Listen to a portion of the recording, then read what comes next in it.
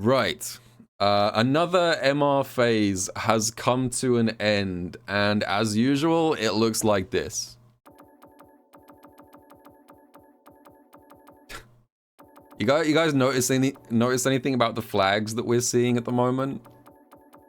So I think around like 90% of players who finish the phase in the top 500 for legend rank are from Asia.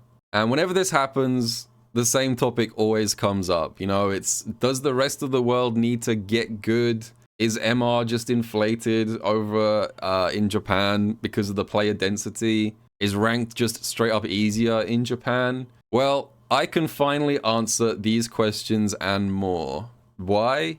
I just got back from Japan. I spent 2 weeks on vacation in Japan. I saw some amazing sights. I had a great time. I ate some amazing food.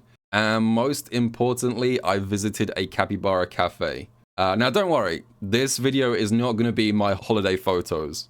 Because while I was over there, I brought my gaming laptop with me and I got to experience the Japanese ranked environment firsthand. So, today I'm going to talk about what it's like playing this game in Japan, why the MR is the way that it is, and some interesting things that make it a unique region, that kind of stuff.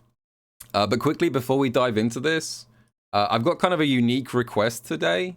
So over on Twitch, I've been working hard to unlock Partner Plus status, which would be a big upgrade for my account. And to do that, you need to hit a goal of 300 tier 1 subs for 3 consecutive months. I managed to hit it in September and October, but because I've been in Japan for 2 weeks, I'm kind of falling off at the moment in November. So it would help me greatly if anyone could drop a sub over on the Twitch channel. This is kind of a one-off request, so yeah, thanks, and let's get on with the video. Okay, so I guess I should cut over to where I was at. Before I left for Japan, I was at around somewhere between 2000 and 2100 MR. That was kind of where I was hovering at by the end of the last ranked phase. And going anywhere higher than that over here in Europe is extremely difficult.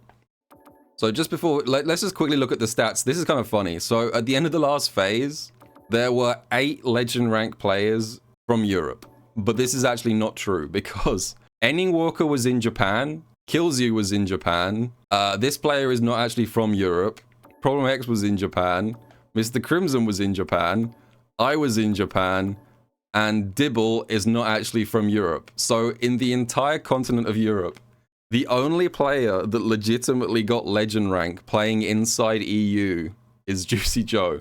I don't know how he did it. Shout outs to Juicy Joe. He managed to finish the phase at 2176 MR. I don't know how the hell you did that, but that's really fucking impressive. So shout outs to Juicy Joe. But everyone else, we got carried by moving over to Japan and playing ranked over there. So, why does our MR suddenly jump up when we go to Japan? So this is what I wanted to get into. When I matchmake in Europe, this game will basically send me anyone between like 1500 MR all the way up to like 2100 MR. And because the vast majority of players aren't at the high end of that range, it probably averages out to like most of the people that I play against being sort of like, I would say like 1700 to 1900. Let me just, I suppose I should dig out my last stream. Let's have a look for examples. So I played against Hurricane, that's 2060 MR. You know, this was 1833, 1829. So yeah, like there's a big disparity in Europe in like how wide of a range of MR variants you can play against. And the end result of this is that you have to maintain a very high win rate over here. That's kind of the key to understanding this. Because if everyone that I play is like 200 to 300 MR below me, that means that every time I win, I'll get like 4 or 5 MR, and every time I lose, I'll get like -10 to -15. So to climb any higher than like 2100 in Europe, you have to maintain a pretty insane win rate of like, I would say like 70 to 75% plus, which is very difficult to do in this game. This game is extremely explosive. Maintaining a win rate over 70% against like, you know, 1900 MR players is very difficult. Meanwhile, in Japan, on the other hand, there is a massive player base As we all know, this game kind of popped off in Japan. Like, Japan is going crazy for this game right now. But it's not just that there's a big player base, it's that the players are also condensed into a very small geographic region. Like, Japan is not that big. And this means that the matchmaking works so much better in Japan. It's insane. Like, that was the first big thing that I experienced when I was over there. It will constantly match you up against people that are in your same MR range over and over again. So when I arrived, I was around 2050 MR, and the game would constantly match me up against players that were also at or around 2050 MR. And this means that every single time I would win a match in ranked, I would gain, I don't know, 7 or 8 points, and every loss, I would lose 7 or 8 points. And the effect of that is that in Japan, you can continue to climb MR with only slightly over a 50% win rate. That's the key difference. So, like, it's kind of counterintuitive. I was winning less. My win rate was only, like, say, 60%, but I was still gaining MR because everyone I was playing against was roughly the same MR bracket as me. I wasn't playing people with, like, 300, 400, 500 points less than myself. So with only a few hours of ranked in Japan, I managed to climb up to about 2200, which is way above my record in Europe. And so this kind of is the core of what I'm getting at here. Like, the question is ranked easier in Japan? I see a lot of people say that, and the answer is kind of complicated because it's weird. It's weird, the feeling of losing more games. Like, when I was playing ranked over there, I was actually losing more, but I was gaining more points because I was losing to people that had the same amount of MR as me. So that's what it comes down to. So I don't think ranked is easier in Japan, but at the same time, I do think MR is inflated over there. Maybe about 150 MR is the overall effect of inflation. So, like, probably about 150 to 200. Like, if you had, say, 2k MR in Europe, I would assume you could probably get, like, maybe 2150-ish in Japan. That's sort of roughly the conversion that I've experienced. Okay, so the next thing I want to talk about in terms of, like, the Japanese ranked experience, if we move away from MR for a second, is this thing right here. This is the other thing about Japan ranked that I wanted to talk about. Modern controls is absolutely everywhere in Japan. It's insane. I have never seen so many high-ranked modern users in my life before. And to be completely honest, I was completely unprepared for it as well. So, like, over here, we have a few of the common modern characters. You know, we've got, like, modern Lilies, some modern Chun-Lis, maybe a couple of modern Eds. These characters are the ones that are pretty much universally agreed to be the modern characters who are, like, closest in strength to their classic counterparts. So modern is very rare over here, and the few people that do use it almost all use the same characters. In Japan, it's like the Wild West. I have seen modern experts for characters you people would not believe, you know? I ran into legend rank modern Dalsims, modern Kimberlys, modern Blanca players. And it made me realize something, and this was a really important learning experience for me. I have no fucking idea how to fight like half the cast in this game using modern. And it's really important to know what each character gains or loses in modern, because it can completely flip matchups. Like, this is something that I haven't really seen many people talk about, but at high level, even the slight changes to a character's kit in modern can completely change a matchup. And let me show you an example. So at UFA, Problem X was up against Tachikawa, and that's this matchup right here. But the thing about Tachikawa, which you guys may or may not know, is that he is a modern Ed player.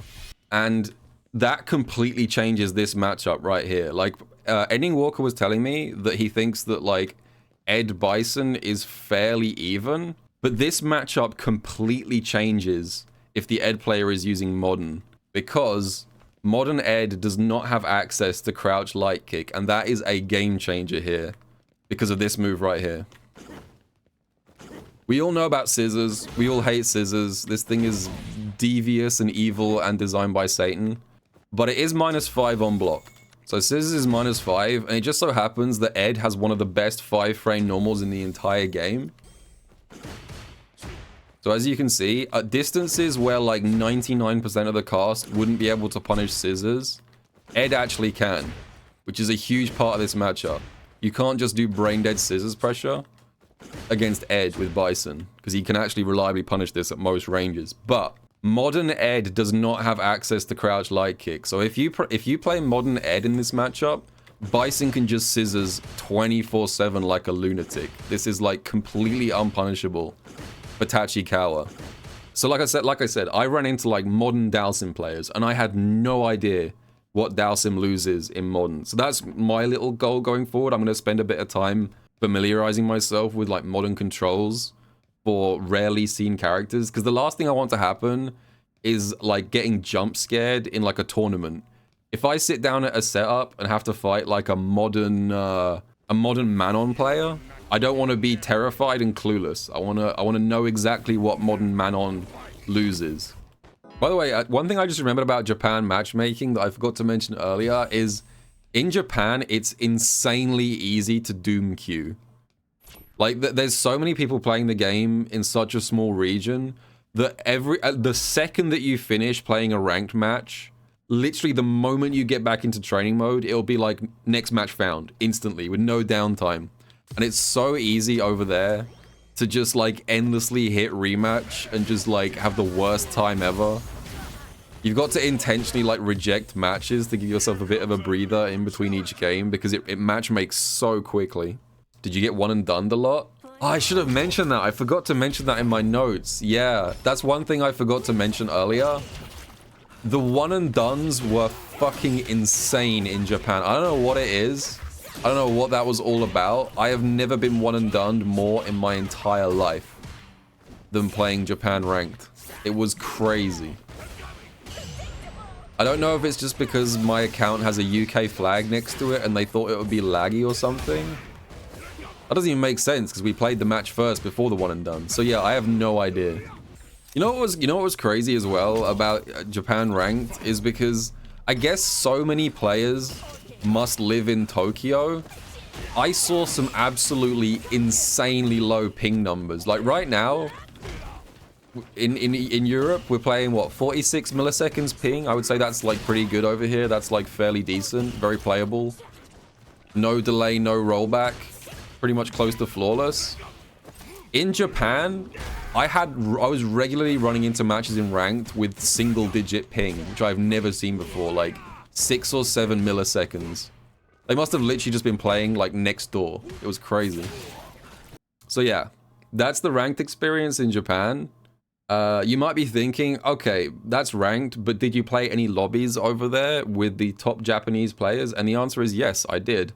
I do have lobby gameplay recorded with Bonchan, Kazunoko, Dogura, Shuto, and I will be putting those out on the YouTube channel over the next few days, so stay tuned for that.